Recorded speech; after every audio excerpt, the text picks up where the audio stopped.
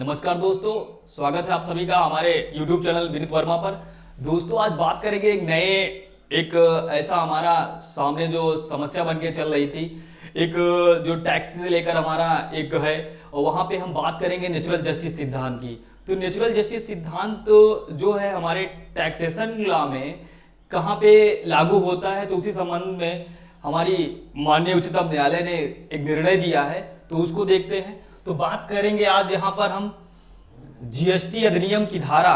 74 के तहत कारण बताओ जो नोटिस जारी करना होता है वो प्राकृतिक न्याय का उल्लंघन नहीं है, ये बात की है हिमाचल प्रदेश उच्चतम न्यायालय ने। यानी हिमाचल प्रदेश उच्चतम न्यायालय का कहना है कि अगर जो हमारा जीएसटी आया है और जीएसटी की धारा जो है 74 के तहत अगर कोई कारण बताओ नोटिस ऑफिसर जारी करता है तो वो नेचुरल जस्टिस सिद्धांत का जो है नियम और रूल वो किसी भी तरीके से जो है उसका जो है विरोध नहीं होता है, और वो जो नोटिस होती है वो एक तरीके से लीगल नोटिस होती है। उसी के बारे में कहा है। और अपनी वीडियो शुरुआत करने से पहले एक मोटिवेशनल कोट है हमारी कि संघर्ष प्रगति का आमंत्रण है, जो इसे स्वीकार करता है उसका जीवन निरंतर जाता है। यानी कि जीवन में हमें अगर बाहर निकल के आना है, हमें जीवन में मोटिवेट रहना है, कुछ बड़ा करना है, तो हमें देखना होगा कि हमेशा जो संघर्ष हमारे जीवन में आते हैं वही हमारे आगे प्रगति यानी कि आगे बढ़ने का एक कारण बनते हैं, और उसे हमें स्वीकार कर लेना चाहिए, और उससे अपने जीवन में क्या होती है निखार आता रहता है। तो दोस्तों शुरुआत करते हैं अपने टॉपिक की, और ये जो हमारा टॉपिक है जीएसटी अधिनियम की धारा 74 के तहत कारण बताओ नोटिस जारी करने के लिए प्राकृतिक न्याय का जो सहारा लिया गया है उसके बारे में बात करते हैं। जो नेचुरल जस्टिस सिद्धांत है आप सभी को पता है कि संविधान का जो आर्टिकल 14 है उसमें समाहित है, और ये बात मेनका गांधी के केस में बात की गई है, और ये केस था 1978 का। इस केस में ये बात की गई थी। लेकिन यहाँ पे हम बात करेंगे जीएसटी अधिनियम की, और जीएसटी अधिनियम की बात करेंगे, और जो है और देखते हैं कि क्या कह रहा है ये। तो यहाँ पे हिमाचल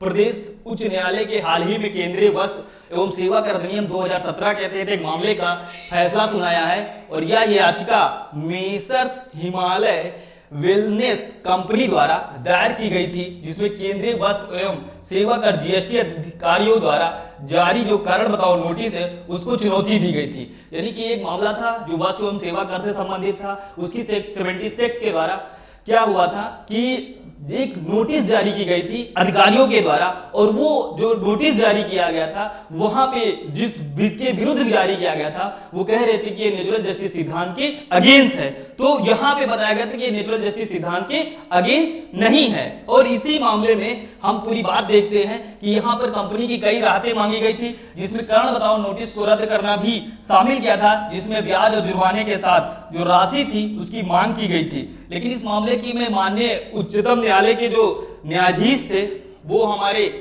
उन्होंने बात की थी। न्यायमूर्ति एक थे आपके तरलोक सिंह चौहान और माननीय न्यायमूर्ति सुशील कुकरेजा जी थे, और इन्होंने इस मामले में सुनवाई की, और मामले में हम देखते हैं क्या प्रश्न उठाए गए और क्या क्या मुद्दे रहे। तो याचिकाकर्ता जो मेसर्स हिमालय वेलनेस कंपनी एक साझेदारी फर्म थी, साझेदारी अधिनियम 1932 का पढ़ा है, तो ये साझेदारी फर्म थी, और जो व्यक्तिगत देखभाल और दवा के उत्पादन की आपूर्ति में शामिल थी, या हिमाचल प्रदेश में व्यवसाय करने के लिए विशेष रूप से जो था इसका जो पहले जो जीएसटी 3 होता था उसके अंतर्गत ये एक रजिस्टर्ड फर्म थी,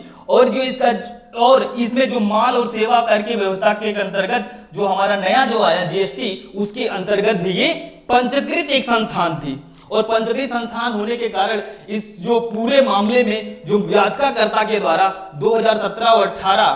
से और 2021 और 22 की अवधि के लिए इनपुट टैक्स क्रेडिट यानी कि आपका जो ये आईटीसी है वो लाभ उठाने की पात्रता से संबंधित था। तो इसमें क्या हुआ कि प्रतिवादी अधिकारियों द्वारा जारी कारण बताओ जो नोटिस थी वो क्या उसमें आरोप लगाया था कंपनी ने हिमाचल प्रदेश में और बाहर मार्ग परिवहन के इस्तेमाल किया था। यानी कि जो आप पढ़ते हैं जीएसटी, एसजीएसटी, सीजीएसटी, और वहां पे जब बात करते हैं तो वहां पे ये क्या किए थे कि उस माल को बाहर जो है एक तरीके से लेकर गए थे। तो यही ये पूरे मुद्दे का ये मामला बना और इसमें प्रतिवादियों जो वादी थे उसका अपना अलग दृष्टिकोण था और प्रतिवादियों का इसमें कानूनी दृष्टिकोण था। ये क्या देखते हैं, तो जवाब में प्रतिवादियों ने याचिकाकर्ता की स्थिरता के बारे में बात की, आपत्तियां उठाई। उन्होंने तर्क दिया कि याचिकाकर्ता को कारण बताओ नोटिस के चरण में अदालत का दरवाजा खटखटाना नहीं चाहिए। यानी कि जो यहाँ पे प्रतिवादी था उसका कहना था कि जो भी अदालत का दरवाजा हम खटखटाएंगे यानी न्याय की गुहार करेंगे, तो न्याय की गुहार कब करेंगे, तब करेंगे जब कोई मामला आगे बढ़े या एक स्टेप पे करेंगे। तो यहां बात करते हैं कि कारण बताओ नोटिस तभी जारी करने के समय आप न्यायालय का दरवाजा नहीं खटखटा सकते हैं। और यहां पे बात करते हैं कि प्रतिवादियों ने केंद्रीय वस्तु एवं सेवा कर अधिनियम 2017 के वैधानिक प्रावधानों के तहत